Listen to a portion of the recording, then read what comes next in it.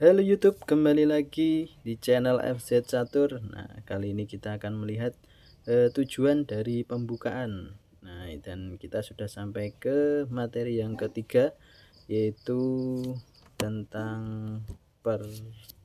permainan 4 kuda. Nah, permainan 4 kuda di sini.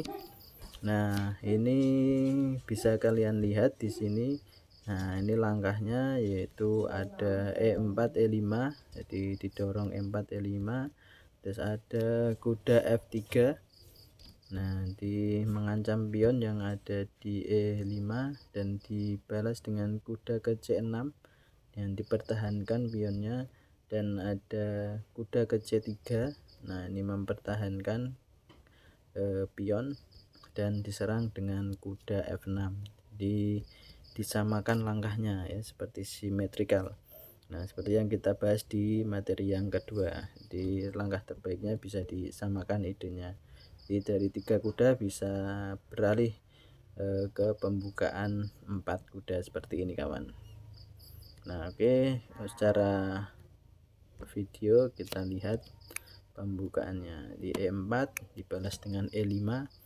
Ini ada kuda ke C6 ke 3 ke F3 kawan, dan ada kuda ke C6 dibalas dengan kuda ke C3.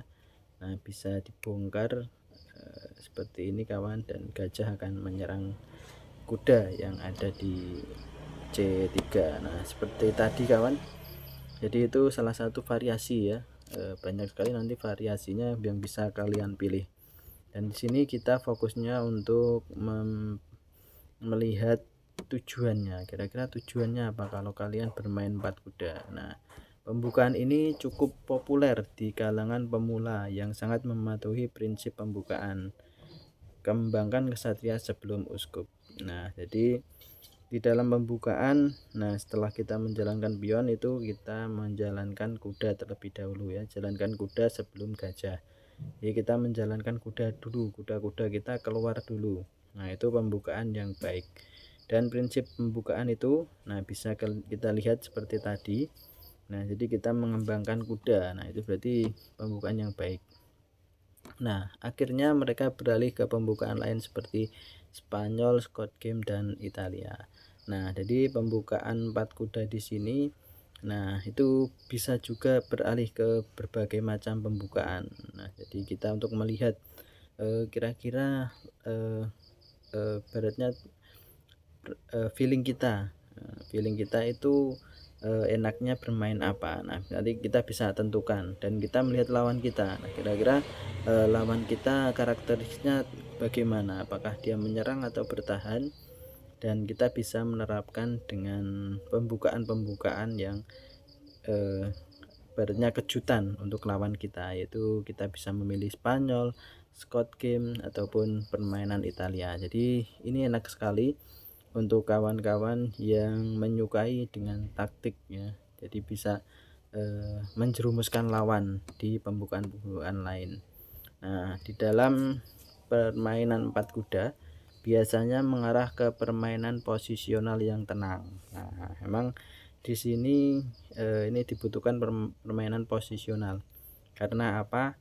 Nah, bisa kalian lihat nanti. Nah, itu sangat terlindungi, jadi tidak ada pion yang bebas dan bisa diserang dengan mudah. Jadi semua baratnya aman, semua dalam posisi aman ya. Jadi kesulitan ya, hitam akan kesulitan, putih juga akan kesulitan dalam menentukan serangan. Maka dari itu kita tenang ya, tidak menyerang dan membentuk suatu pertahanan.